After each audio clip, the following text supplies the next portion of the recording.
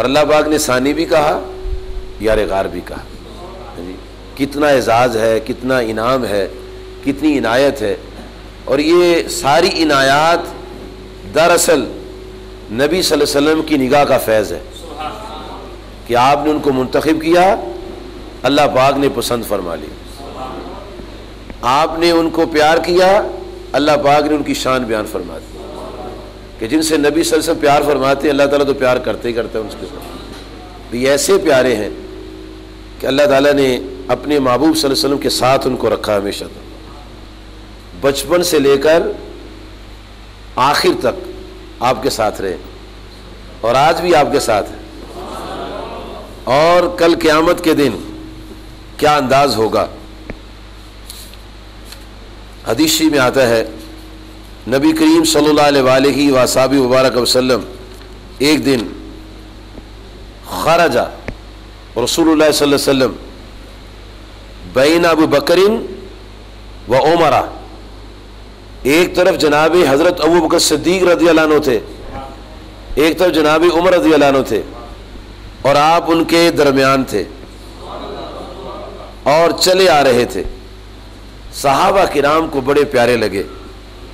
کیا وہ حسین منظر تھا جی کہ تینوں ہی کمال حسین و جمیل.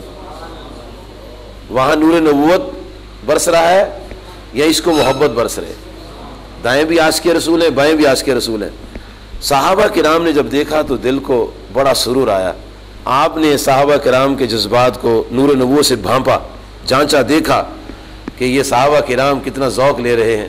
تو آقا کریم علیہ الصلوۃ والسلام فرمایا صحابہ تم دیکھ رہے ہو احدہما عن یمینہ، ترمذی شریف میں یہ لفظ ہے، یہ میں ترمذی کے لفظ سنا رہا ہوں کہ ان میں سے ایک ان کے دائیں طرف ہے، والآخر عن شمالہ، اور ایک ان کے بائیں طرف ہے، وہو آخذ بیدیہما، اور نبی صلی اللہ علیہ وسلم دونوں کے ہاتھ پکڑے ہوئے اور چلے آ رہے ہیں.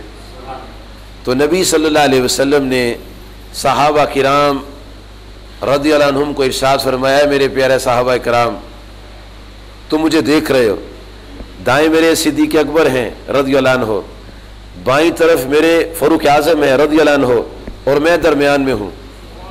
فرمایا سنو میرے صحابہ کرام، جب کل قیامت کا دن آئے گا ہم تینوں ایسے ہی میدان حشر میں آئیں گے.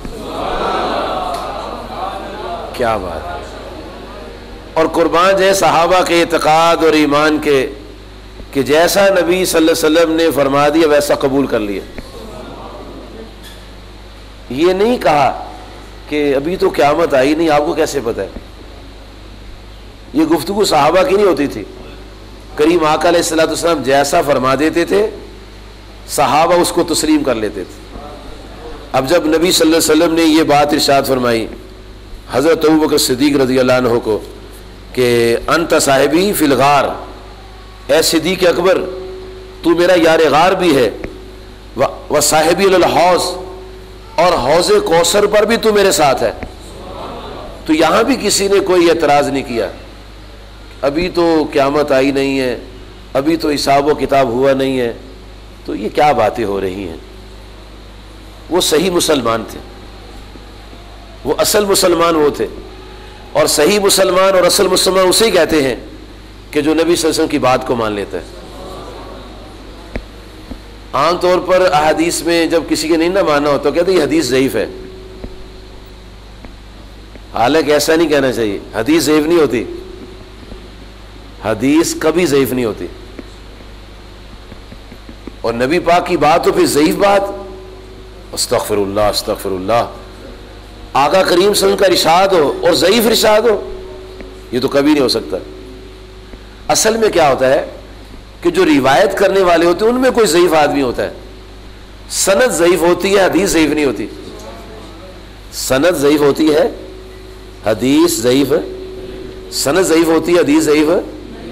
تو لوگ کہتے ہیں حدیث ضعیف ہے، یعنی حضور صلی اللہ علیہ وسلم کا ارشاد جو ہے وہ ضعیف ہے. تو پھر کبھی کس کا ہوگا؟ کبھی کس کی بات کبھی ہوگی؟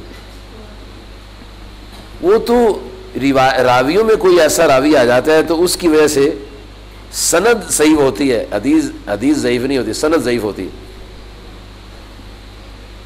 اور یہ ہمارے عام پبلک کو پتہ ہی نہیں ہے۔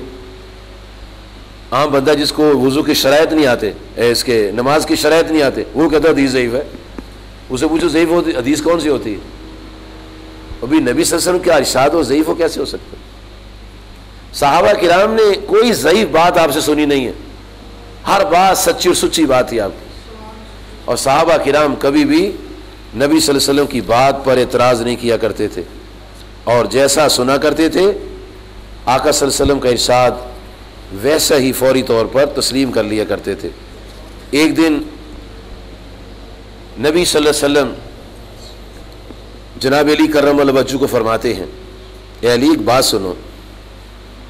فرمایا، اے علی ابو بکر و عمر سیدہ کہول اہل الجنہ، اے علی حضرت ابو بکر صدیق اور حضرت عمر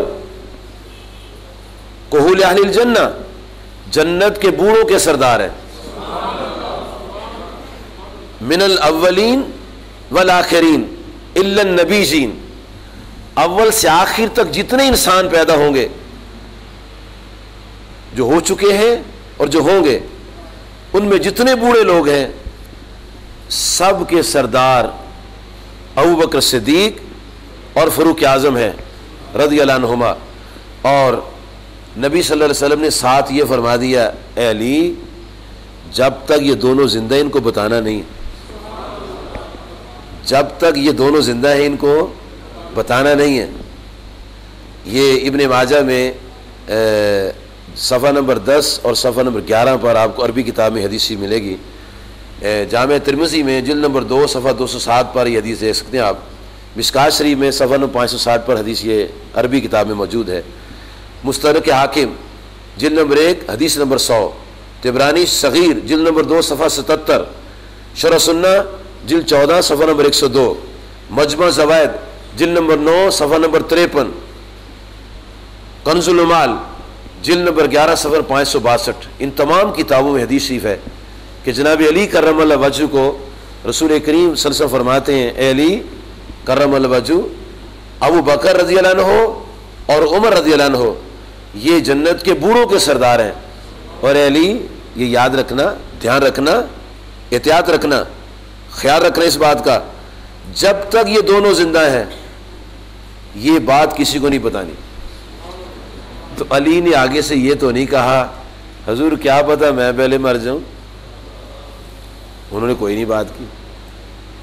علی کرم وجہہ نے یقین جانا کہ جب آقا صلی اللہ علیہ وسلم یہ فرما رہے ہیں نا، اس کا مطلب ہے وہ مجھ سے پہلے وصال کرے، میں بعد میں وصال کروں۔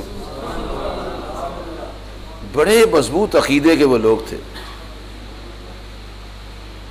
اگر وہ لوگ ہماری طرح کے ہوتے نا تو ہم ہوتے ہی نا، آج ہم ہوتے ہی نا۔ جیسے ہم کمزور ایمان کے لوگ ہیں نا، اگر وہ ایسے ہوتے تو آج مسلمان ہوتا ہی کوئی نہ دنیا میں۔ ان کے مضبوط ایمان کی برکت ہے کہ آج ہم موجود ہیں۔ کتنا زبردست ان کا اعتقاد اور یقین ہے کہ جتنی بات، جیسی بات، جو بات آقا کریم صلی اللہ علیہ وسلم فرما دی ہے ویسی کی ویسی قبول فرما لی۔ نبی کریم علیہ الصلاۃ والسلام و تحیۃ و ثنا صحابہ کرام کے سامنے حضرت ابو بکر صدیق رضی اللہ عنہ کی عظمت و شان گاہے بگاہے بیان فرماتے رہتے تھے، ان کی خوبیاں بیان کرتے رہتے تھے۔